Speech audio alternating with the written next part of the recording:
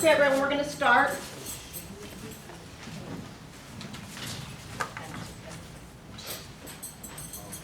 Okay. Hi, everyone. My name is Rochelle Nagro. I am Chair of ANC 6E. Welcome. We now have a quorum with Commissioner Masita. It is now 6:36, and calling the meeting to order.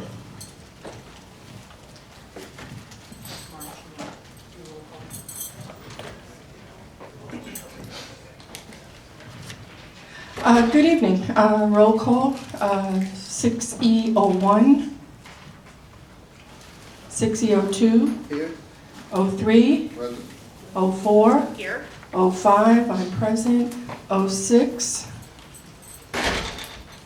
06 is not present, 07, not present, and I see that Commissioner Padro just walked in, so we can count him as present. Thank you. Great. Thank you, Mark.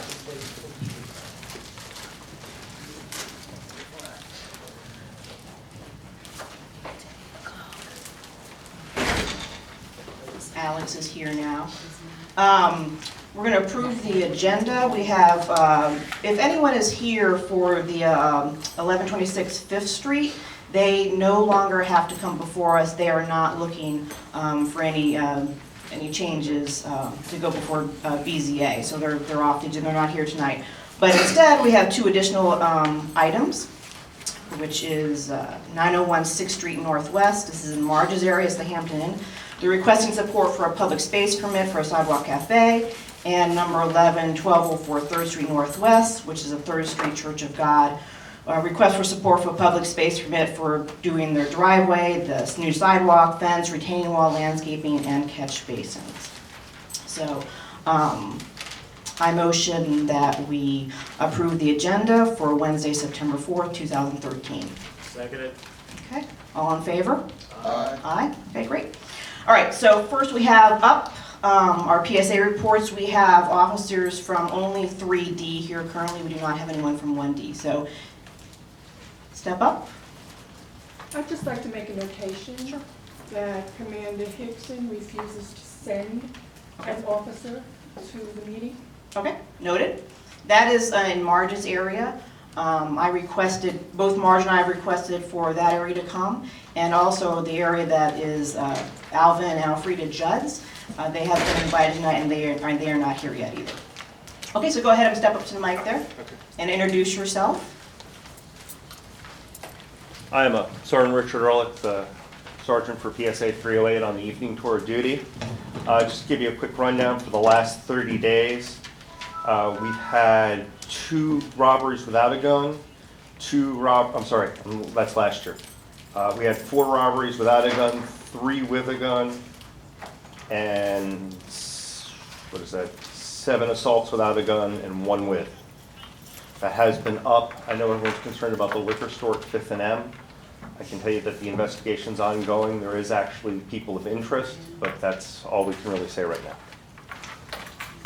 But the property crime has, in fact, property crime is actually doing well, except for that we've had a rash of increases in stolen autos.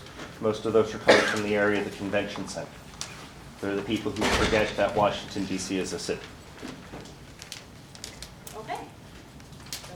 Now, that where the robberies happened with the liquor store, that's our new store, K-Flu's Liquor. It is at the corner of 5th and M. They've only were open for 2 weeks. On a Thursday night, he was robbed about 8:30, approximately, around that? About 10:30. About 10:30, okay. 10:30, and then the following day, he was robbed again. About 11. About 11.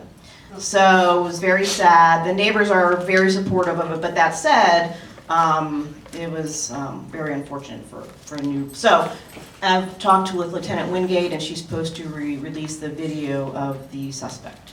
So, any questions from the commissioners for this area? Any questions from the audience? To the sergeant that's here tonight, we're having a very difficult problem with enforcing stay-away orders and barring notices at 6th and N Streets Northwest, the McCullough K9 Apartments.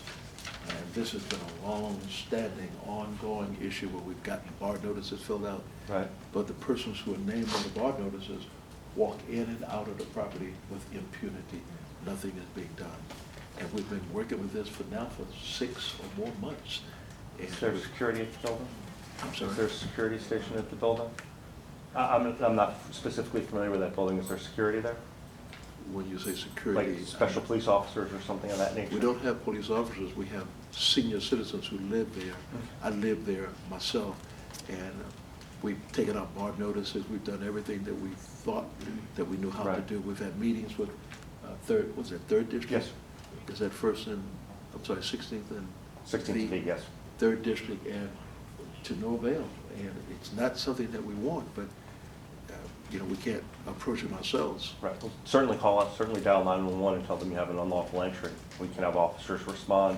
We are going to need the actual barring notice there to effect an arrest. We've made that available, we'll make it Perfect. available again, but if they just walk in and out with impunity as if they know that nothing is going to be done. What's And this the has been exact going on for address? 6 months or more. What's the exact address of the building, sir? The buildings run from 602 to 616 Emmanuel Court. Okay. Those are the apartments between M Street and N Street, between 6th and 7th. And I normally have a footbeat officer over there, so I'll ask her to pay special attention to that area. Is there any way that we could meet again with the officers? Now, you say special attention, and That- they get special attention for 6 months, but they walk in and out? Well, with that's her impunity? spot, and she might not necessarily know who's barred and who's not. That's important for you to call us and give us a look at, because like I said, she's right there in that area, and it's very easy for her to respond there, because she walks within 2 blocks, actually, of Emmanuel Court. And who is that officer? Dia Himes. Himes? Himes? Yes, sir. She's normally down in that area. If you could give me contact information Sure. for her, I'd appreciate it. Sure. Thank you. Oh, no, thank you. Any other questions? No? All right, well, thank you very much for coming, it was a pleasure meeting you. And if the officer from 1D comes, he'll be able to speak. All right, first thing on our agenda, second thing on the agenda is the National Park Service Police. And this has to do with a lot of the triangle parks that are specifically in our ANC, most notably the one that's across from the Safeway and the one that's at 5th and I, and I'm sure there's other parcels of land that the other commissioners want to talk about. Sergeant Ross Okay, Dykeman, hold on U.S. 1 second, sir. Go ahead. I'm Sergeant Ross Dykeman, Shift Supervisor for the U.S. Park Police Central Station, Station at Haynes Point. We're responsible for this area. And we're right now focusing more on these parks. We've got some new procedures we're using right now. We've got patrol officers in uniform. They'll be walking the parks. We also have plainclothes officers who are assigned to cover the downtown area, including those parks. So you have uniformed and plainclothes officers in the area. We've also just deployed a scooter squad, which is kind of a high-speed, high-mobility response team, where you see teams of officers come up on the small motorcycles, sweep through the parks. And between the 3 different enforcement operations, we've actually made several arrests out of these parks recently. And my policy as the shift supervisor on this half of the week is 0 tolerance for anything in the parks. If they're drinking in the parks, if they got drugs in the parks, if they're urinating in the parks or causing a disturbance, they get locked up. And we do request to stay away from the DC court. Sometimes we get them, sometimes we don't. But we're very responsive to you folks that live in the area. So if you have any questions or any concerns, or you want to see an officer over there, again, our number is 202-610-7500. Just call, and if you got a problem with somebody over there, we will send an officer out there to deal with it. Does anybody have any particular concerns or questions about the areas? Well, let me tell you with the Slow Safeway Park, when I call, and I have to tell you, I call for particular reasons, I'm not just calling willy-nilly or anything like that, there is resistance to come up there. And they're kind of like, well, we'll send someone up there on the patrol. No, but the fist fight's going on right now. So I get a little bit of resistance, and I'm not sure what to say to that, because Okay. I know. That's an easy fix, because what you're talking to is one of the call screeners in the dispatch center. If you think you're getting resistance, ask to speak to the dispatch supervisor. There's one in there. Okay. And they'll make sure that the call gets routed out to us, because we can only respond if we're routed out to something. If we don't get the call from dispatch, we don't know that there's an issue. So again, make sure that they send somebody, and if it continues to be a problem, call back, Lieutenant Adamczyk's phone number. You call back and talk to Lieutenant Lieutenant Adamczyk and I Adamczyk. are quite familiar with each other now, all the time. Believe me, we take pride in our parks. We want to see our parks cleaned up. We want to encourage the folks to go find somewhere else to be a problem. Sorry, MPD. But we'll do whatever we can to get them out of our parks, and if you meet us halfway and call and let us know what the problem is and describe the person who's causing the problem, we'll come out there and deal with it. Okay, great. Quick question. What about leaving bags and trash bags in the parks? And what's the policy for getting those removed as quickly as possible, just in case there's something dangerous in there? Sure. That, unfortunately, is a National Park Service maintenance issue. They do have trucks they send around every day.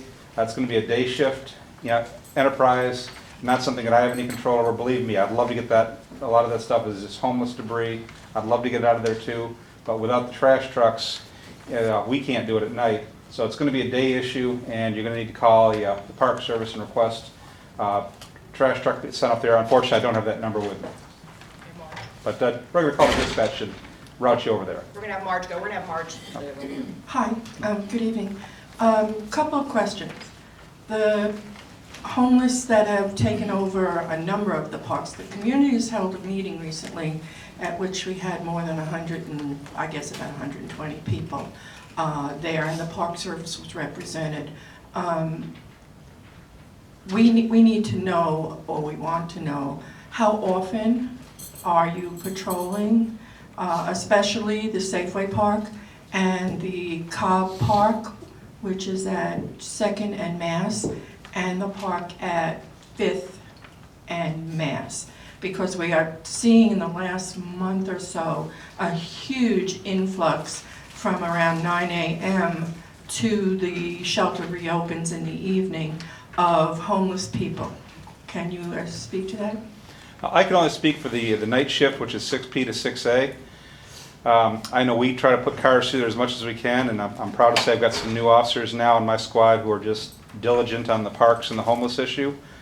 As to the day shift, I can't really speak, but I can pass on your concern to our day supervisor. And we do have more assets available on day as far as the scooter patrol, which ends at 8 p.m. So a lot of these issues is going to be a day issue, but I'll pass that along to them.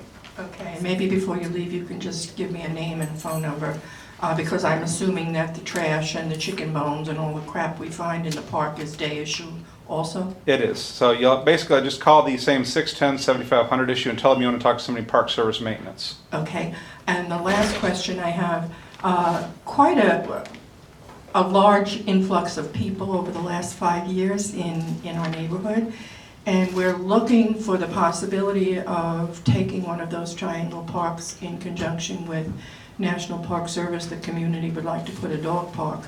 And we're looking at the Safeway Park because that's what it's being used for right now, and it has a fence around it and whatever. Do we call that same number to talk to somebody to see whether we can work as a community group to establish legally, so to speak, a park for people to take their animals?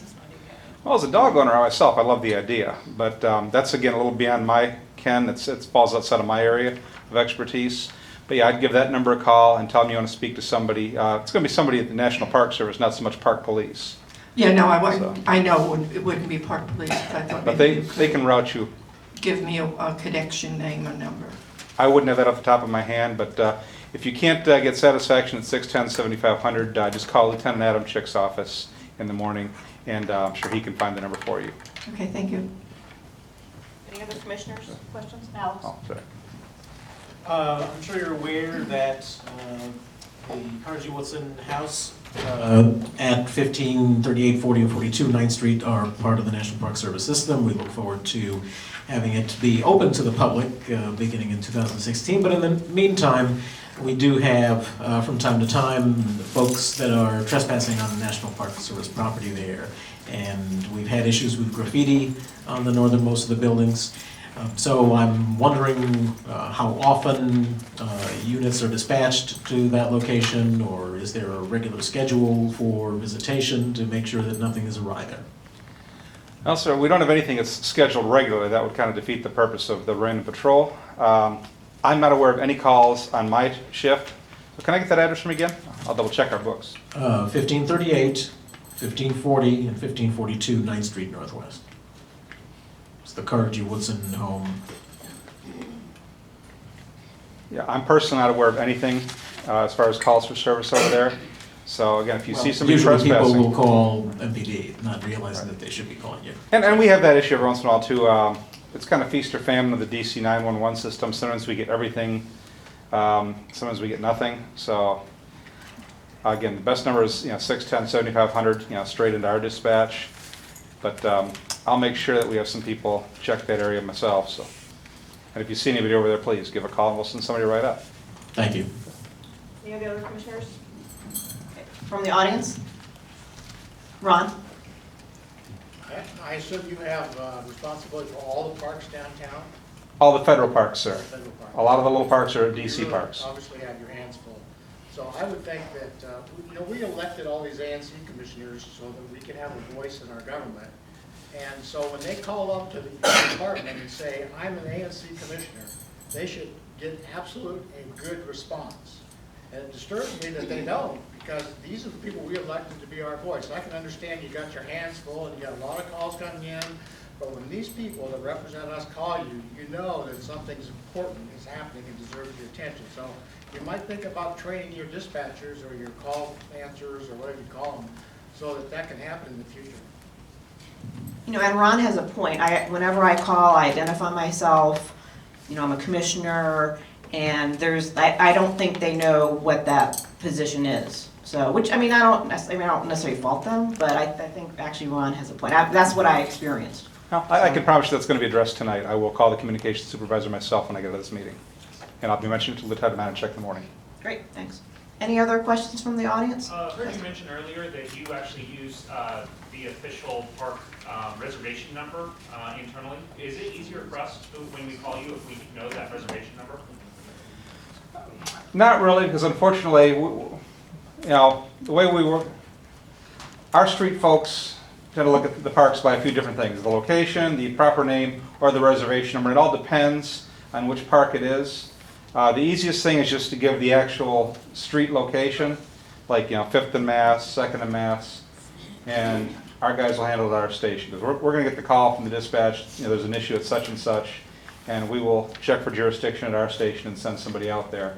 So just give the actual street location of the park, and that works better. If you call communications and try to give them a reservation number, or even something like Safeway Park, you're going to confuse them. Just give the actual street location.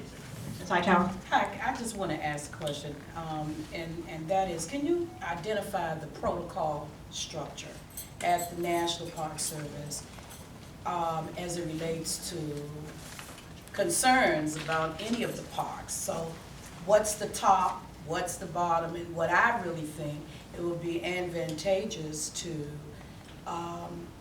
issue that information to the ANCs so that they would have it, because they would need to know, because if a call is coming in and it has to get to a dispatcher, then that dispatcher has to then disseminate that information to a park service official like yourself. I just think it's just too much. You just kind of need to know how to nip things in the bud. And all I'm asking for is the structure. And I think the protocol structure needs to be issued and known so that when you run into difficulties, that it can be, eradicated immediately. Sure. Can you be a little clearer what you mean by protocol structure? Okay, well, who's at the top as it relates to coming out doing the security provisions with any problem on a park, on a federal park? No. Anything that's going to be dispatched out is going to be given to the patrol officer for that area first. And ideally, there's going to be a supervisor such as myself listening up. I'll probably assign, if there's going to be anything involving individuals or ongoing crime, I'm going to send 2 or 3 cars up there. Obviously, our first priority is, protection of life and property, life being first.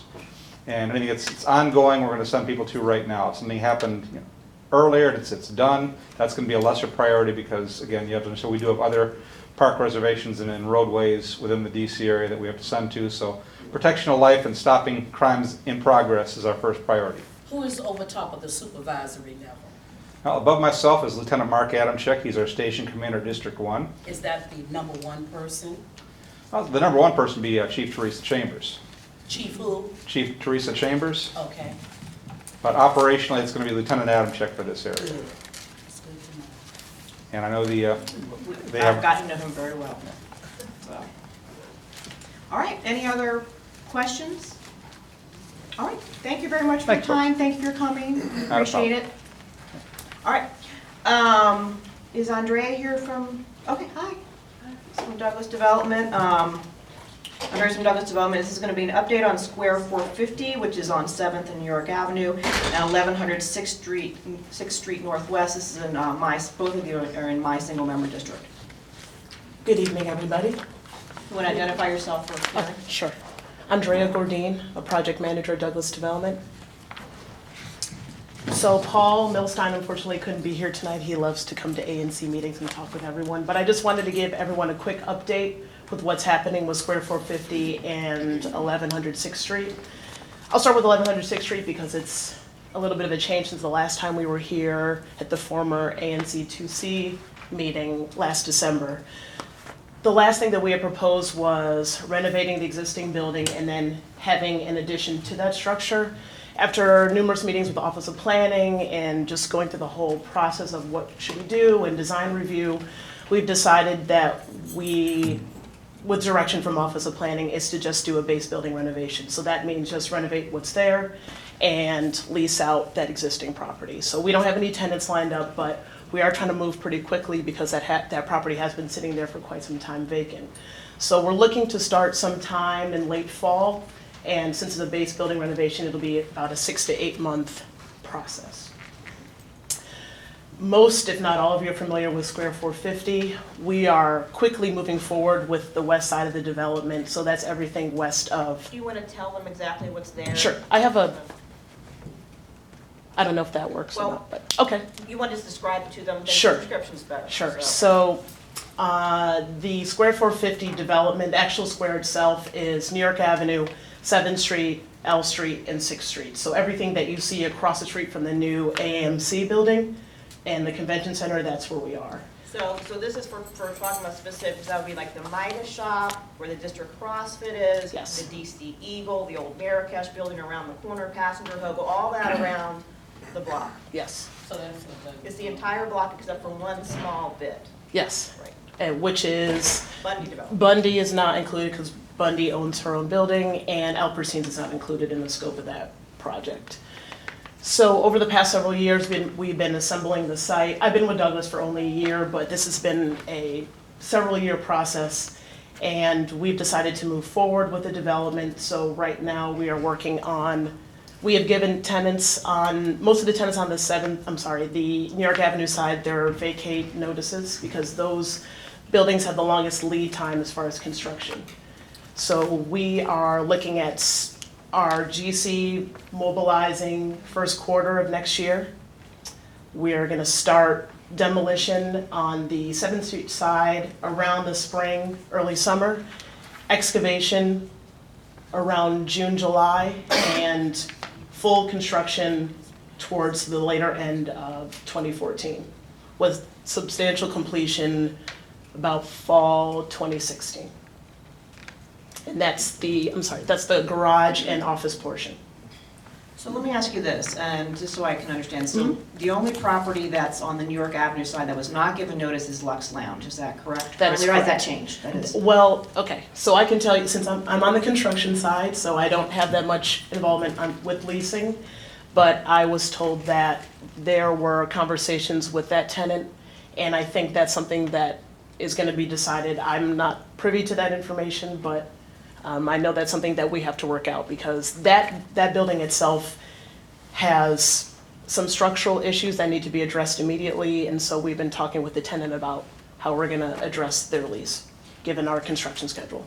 And so just also for people to understand, is Living Social going to remain Living Social there Yes, on it that is. corner? Yes, that building will remain untouched. Okay. Any questions from the commissioners? I have. Just a request for a clarification. On the 7th Street buildings that you talked about demolition, you're talking about non-contributing additions and rear portions of the buildings that are going to be connected to your new building. Yes. You're not talking about demolishing historic No. fabric in the historic district. Correct. So this project has been through very thorough discussions with historic preservation. It has historic preservation approval. It has BZA, Board of Zoning approval as of February. And for HPRB, you are not allowed, unless there's a reasonable explanation and it has to be pretty significant, you cannot fully demolish a historic building. So the buildings on the 7th Street side are gonna have rear demolition, but there are 3 buildings, if I'm not mistaken, that will actually be razed completely. So there's, I'm sorry, 1 building razed completely, which is the District CrossFit building. The DC Eagle building will be actually picked up from where it is right now and shifted to the east.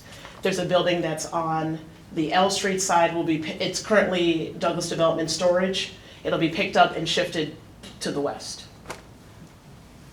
And all this information is public, so if you are curious about this project, there's information on the zoning website, there's information on our website. Sorry. Question for you. Sure. As of August the 24th, 1100 6th Street is a blighted property, and you all owe $39,000 in taxes. Has that been paid? So what I can tell you about the blighted. It's either a yes or a no. Sure. So I am not involved in whether or not the blighted taxes are paid.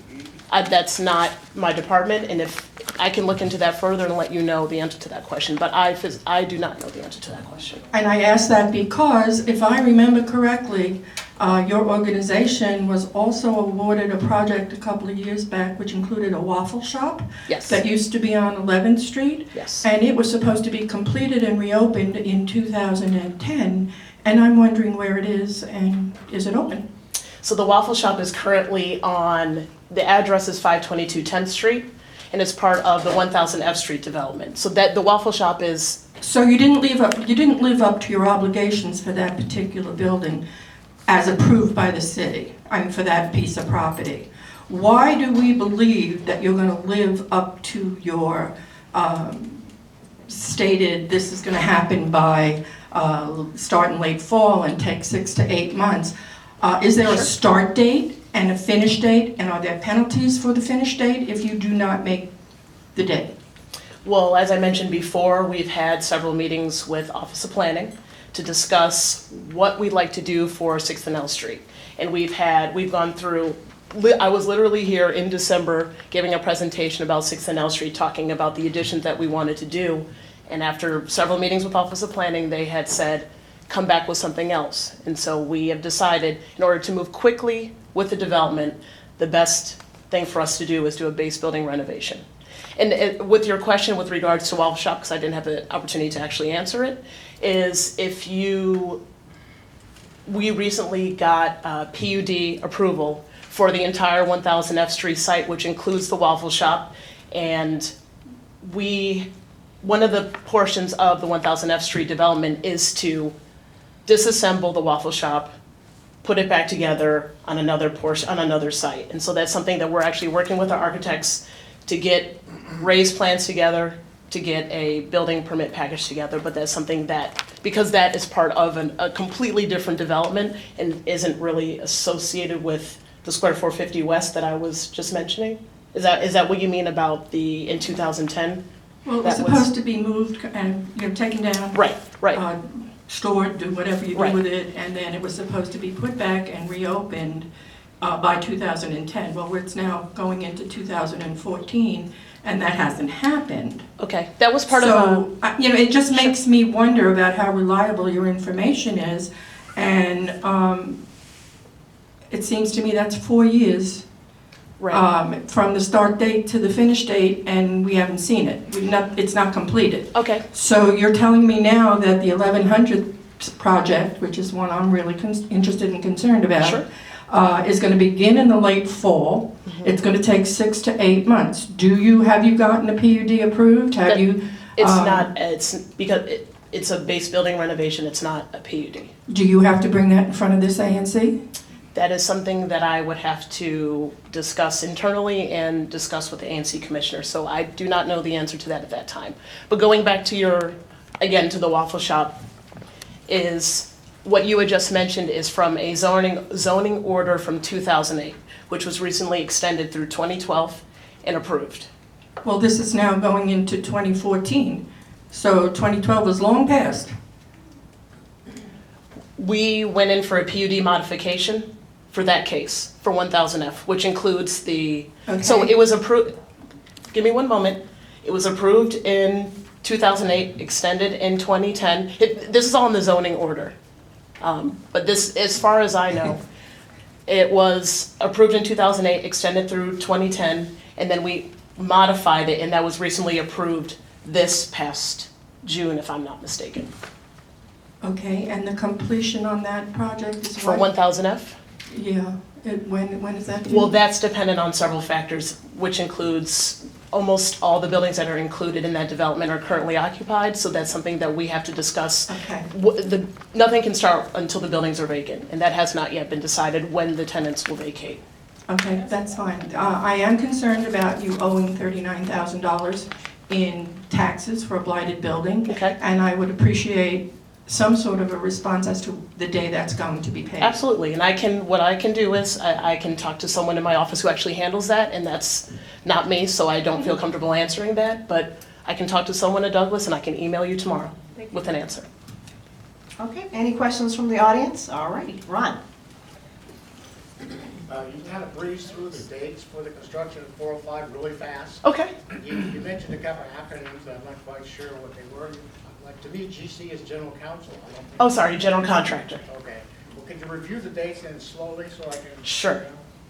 So right now we're working, and you're referring to Square 450, so right now we're working on the New York Avenue tenants, and so most of those buildings will become vacant around the end of the year. So our general contractor will be mobilizing during the first quarter, so it'll probably be January. We're gonna start excavations in June, and then full construction towards the end, around this time next year. You're welcome.